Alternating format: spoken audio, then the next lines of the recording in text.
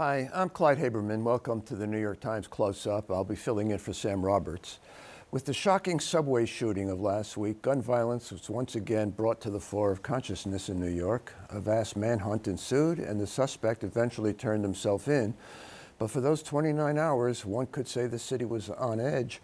Crime in the city has been getting plenty of attention in the new year, from attacks on Asian Americans to a recent trio of attacks on elderly Sikhs in Queens.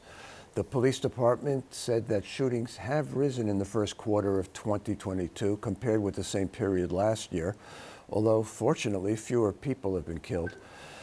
How can the increase in violent and gun-based crimes be explained? Ashley Southall has been working the law enforcement beat since 2016, and she joins me now via Zoom. Welcome, Ashley. Thank you for joining us.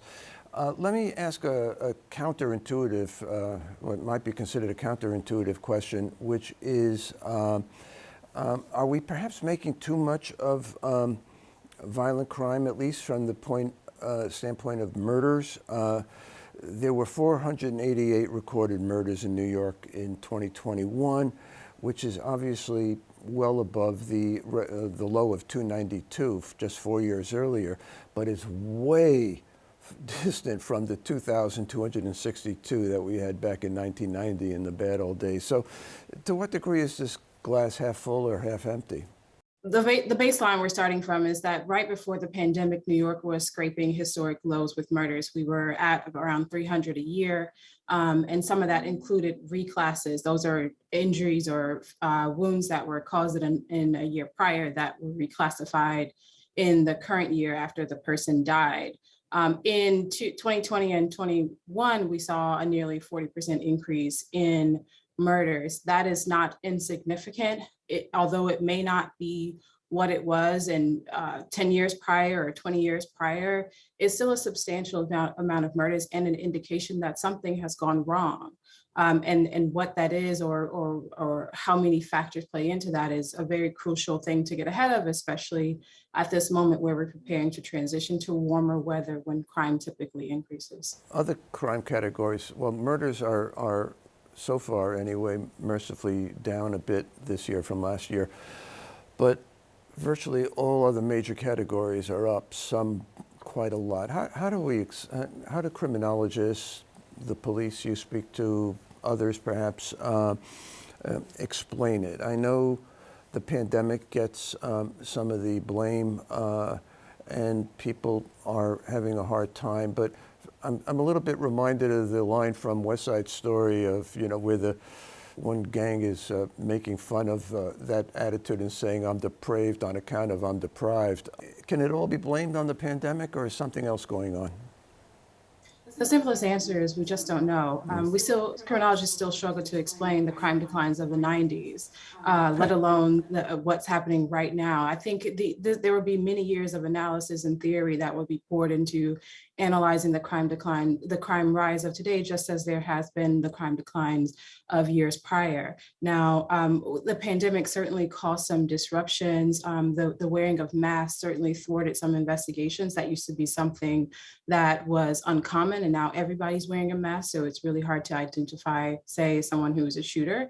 And there's also more opportunity for crime because there are fewer people on the street. Now that has changed somewhat as the city has begun to bounce back, but in many ways it's still the same. And those problems that festered during the pandemic, not necessarily caused by them, although we don't know, those things are going to take years to kind of rein in. Right.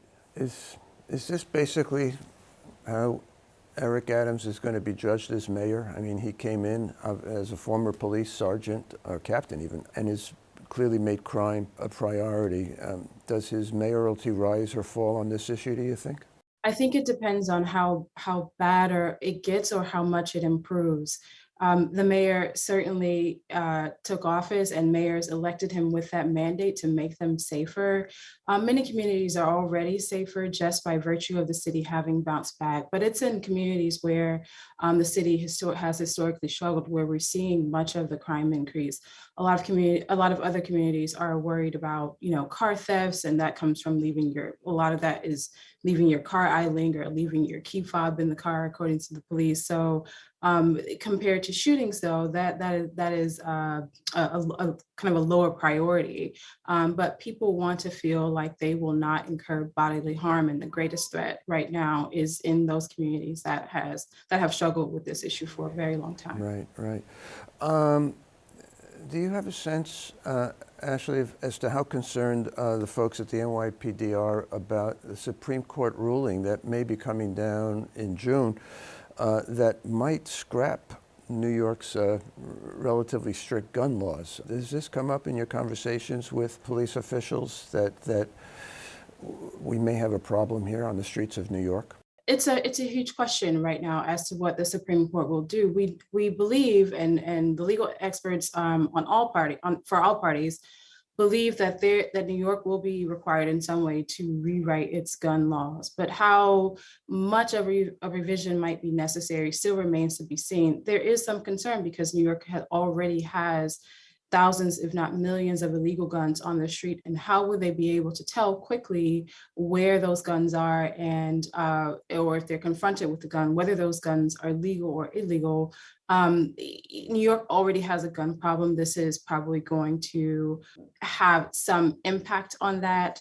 And not a lessening one. So we'll see what the Supreme Court does, but certainly it is a cause for concern throughout the city, not just with police, but with prosecutors as well, and in communities where gun violence is a problem. You speak to police officers a lot.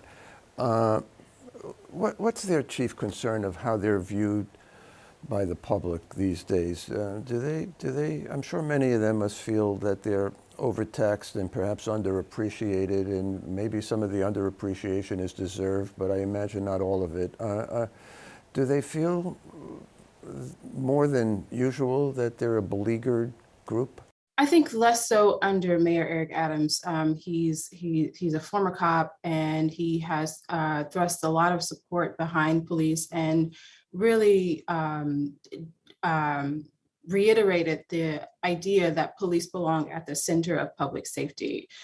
For 2 years there, we were debating what role police should have and if it should be a primary one. And Eric Adams' answer is a resounding absolutely at the center of crime fighting and public safety. And so they have the support of a mayor, which was an issue under Mayor Bill de Blasio.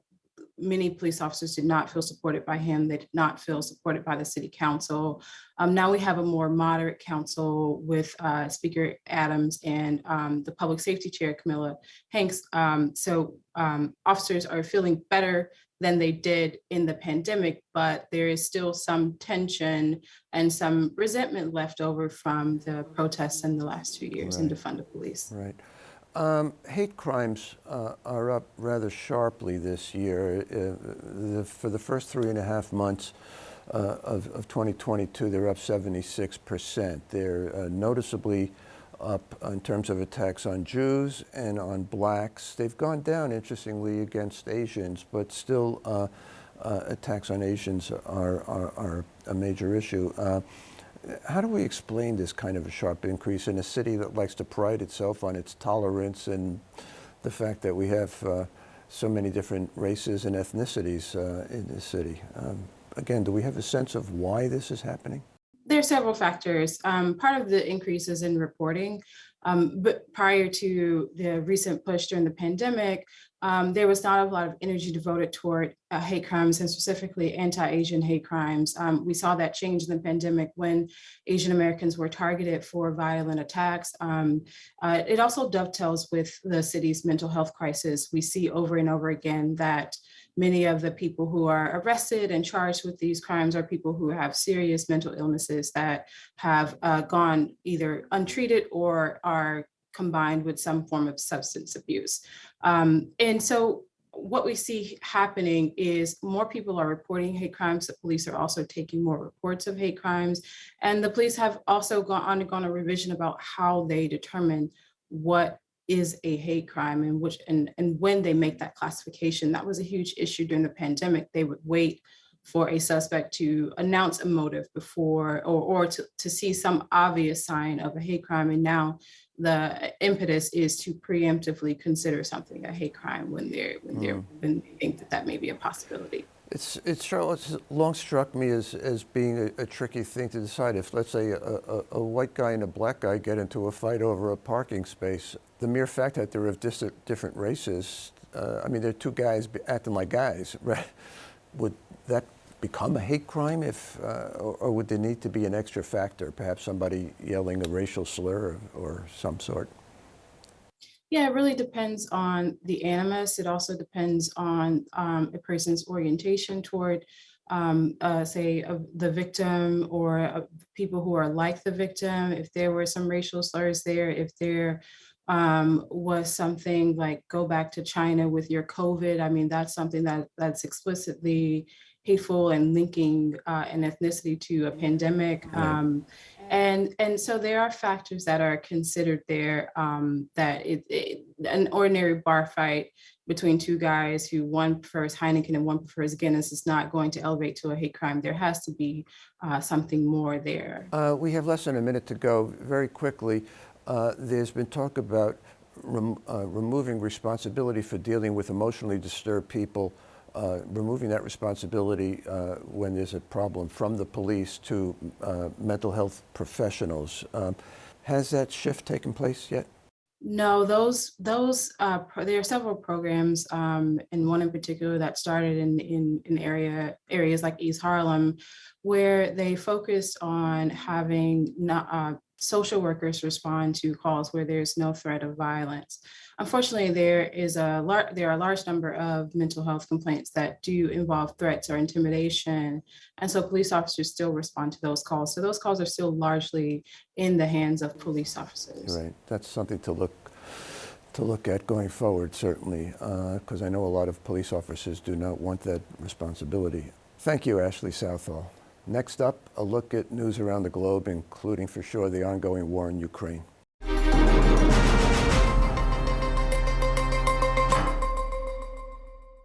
Welcome back. As Steve Erlanger predicted on this program a few weeks back, the war in Ukraine continues to grind on, with the conflict shifting to the east of the country. The New York Times has a large presence reporting on the war and helped to publicize the brutal civilian killings in Bucha. But this isn't the only international news, and we're very pleased to have Michael Slackman join us today. Michael is the assistant managing editor for international news and for the New York Times. He joins us via Zoom. Michael, welcome. Thank you. Can I begin with Ukraine? And the brutality of this war is obvious to everybody. But are these war crimes? And if they are, what will it take, if at all possible, to bring Vladimir Putin to justice? Well, war by its very nature is brutal. I think what we've seen here is the explicit targeting of civilian infrastructure, the execution of civilians, a strategy that is built around basically breaking the morale of a whole nation by attacking cities, men, women, and children as they sleep, as they go about their daily lives, as they try to evacuate. They've been killed after Russia has agreed to set up what they call safe corridors. Whether or not these rise to the level of prosecutorial crimes, I will leave to the experts to decide. The president has clearly called them war crimes, President Biden. He's also called this genocide, an effort to wipe out the very identity of a whole people. There's no question that that is their strategy. That is what they are aiming to do. Or at least that was their strategy. They failed in the north, and now they are focused in the east, as you said. The chances of a prosecution, given the historical context here, are probably very small. Max Fisher, who does our column called The Interpreter, reported about a week ago that we've not seen a sitting president actually extradited and prosecuted. The system of international justice tends to really prosecute those people who are out of power, overthrown from power, or from very weak nation states, generally in Africa. So I think the likelihood that you'll see the president of Russia, as long as he stays in Russia, prosecuted is very small. I can go on about this, Clyde, just cut me off, but there's a principle called universal jurisdiction, where individual countries, if they get hands on someone, can in fact prosecute them. So we just saw, for example, in Germany, there was a guard, or an officer rather, from the Syrian army who was prosecuted for war crimes there. Right. Again, under this, Pinochet was prosecuted in Spain under this same principle. So I suppose it's possible if Vladimir Putin's plane touches down somewhere in Europe and they grab him, but I think it's highly unlikely. Fair enough. Do we have a sense of how deeply the sanctions against Russia are hurting? Well, in the short term, as we've reported, the president, by raising interest rates, has stabilized the ruble. The ruble had lost a lot of value, which hurt ordinary Russians. But the long-term or even medium-term impact on the economy is really just starting to be felt. The mayor of Moscow this week said he expects that 200,000 jobs in the city alone will be lost. We know that their manufacturing is going to start to run into trouble because they're not able to bring in supplies, components to build technology. They've had to rely on warehouses and storage, and they're going to run out of that. We're about to see the real impact of this be felt by ordinary Russians. At some point, it's got to be hurting them. But do we have a sense that all of where the end game of this war is? Will Putin simply settle for eastern Ukraine and let it go at that, or should we brace ourselves for this being a really long haul? Obviously, well, just keep in mind, when you say, will Putin settle, there's two parties to this conflict. The Ukrainians are unlikely to willingly settle for giving up a third of their country, the industrial heartland, to Russia without continuing the fight. In the eastern side of Russia, this war has been going on for 8 years. The Ukrainians are really dug in, literally in trenches, like during World War I, and have shown no indication, even when facing overwhelming firepower, as they are in the southern port city of Mariupol, of giving up. It looks like this is going to be a long conflict, Clyde. Michael, I've been thinking about this for a few years now, and sometimes wondering, are we back to some degree in the 1930s? If you spin the globe, we have one despot or despot wannabe in charge all over the place. We have Putin, we have Xi in China, we have Bolsonaro in Brazil, we have Duterte in the Philippines, Orban in Hungary. Poland has had its share of authoritarian leaders. A lot of people would throw Donald Trump into that mix, and Lord knows Africa plenty. Is democracy, frankly, imperiled? Well, let me make one distinction. First of all, we've definitely seen over the last few years the rise of what you would call strongmen, authoritarian leaders, whether it's Viktor Orban or Maduro in Venezuela or Bolsonaro in Brazil or President Xi in China.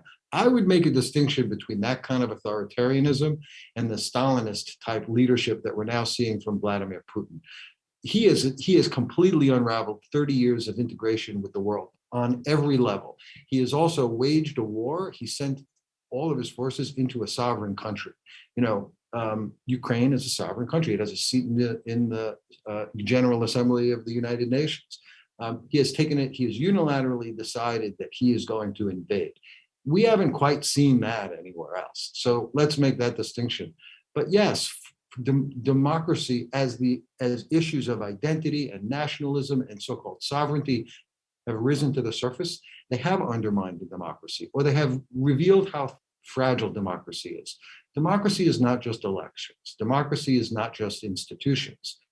Democracy is values. And if you don't collectively as a country and as a society hold on to the values of diversity, tolerance, and compromise, you head to a place where what Viktor Orban would call illiberal democracy. There is definitely danger signs. Yeah, it would seem to be very strong danger signs. and sort of puts to rest the notion that a lot of folks had. I was among them in around 1990, in the early 90s, that democracy was on the march everywhere, and it does seem to be, if not in full retreat, certainly it's receding. Can I ask you about our business? We have pulled our correspondents out of Russia, out of concern that if so much as the word war is written, those folks could face 15 years in prison. How are we covering Russia now? And Clyde, if you don't mind, before I'll tell you about that. That's fairly straightforward to answer. But on the issue of democracy, yeah, look, this is really important. This is something that each of us individually and collectively, whether it's in our communities or in our countries, really need to think about. There are competing pressures here. People are worried about their individual circumstance, which is understandable. They're worried about the price at the gas pumps. They're worried about changes in societal norms and cultural shifts that make them feel vulnerable. But they're also seeing now what's happened with Russia. There are many places that had exalted Putin and held him up as a model of what they wanted to be, and now they're questioning that. Vladimir Putin's invasion of Ukraine and his wanton destruction of civilian infrastructure and killing of civilians, I think has caused a lot of people to pause and say, is that really the world we want to live in? I hope it isn't. How do we cover it? Yeah. How do we cover it? We can't, as you said, the Russian government passed a law that criminalized truthful, independent, verifiable reporting on the war. We had to follow their rules. So to my mind, it was too much to ask our staff to risk 15 years in prison to cover events on the ground. We want to be there, Clyde. Like, to be clear, we are hopeful that the Russian government realizes there's value in having the international community there to at least give their people's side of the story. But for now, we're not there. And fortunately, we're very lucky. We have a lot of really talented and experienced Russian hands who are using all the technological means at their disposal, including the encrypted app Telegram, which is very popular in Russia, to communicate with people in Russia. There are a lot of people there who want to talk. There are a lot of people there who have, both supportive views of the government, but also differing views from the government. And we have been able to reach them. Their security is very important to us too. So we want to make sure that nobody gets put in jail for 15 years or expelled from the country for the sake of our coverage. But we're really committed to trying to get it right. And they're safe so far as we know. I mean, they're okay. They can do their job, the Russian employees that we have. They're not in Russia. They're not in Russia. I'm sorry, I misunderstood that. Okay. No, the Russian employees that we have are not in Russia. Got it. I'm sorry. And that's a hard thing too. I mean, they're looking at the prospect of essentially being refugees. If we don't know you asked about the end game. I don't know. Do they roll back this law? Do they at some point try to become more of a normal country again, integrated into the global economy, for example? I don't know. Let me move westward a bit. France is having its runoff election this weekend on Sunday. I presume that Emmanuel Macron will defeat Marine Le Pen. But the mere fact that Le Pen is doing so well, I'm sorry, she is born of a father who is practically a fascist, and she herself endorsed a lot of his views, although she's walked away from some of them in recent elections. But again, what does the rise of a Marine Le Pen tell us about the state of democracy in a major Western country like France? Look, it's very hard. We even saw this with the pandemic. For democracies to ask their citizens over a lengthy period of time to make sacrifices without yet having felt the consequences of what they're sacrificing for. So we knew the pandemic was coming, and it was easier in an authoritarian place like China, although ultimately not to their benefit. But it is easier to put serious restrictions on people when you have an authoritarian system. In the States, for example, in Western Europe, you often had to wait until the tidal wave hit to get to be able to respond, because it's a democracy and people have an expectation of how they will be treated. As I think Mel Brooks said, it's good to be king.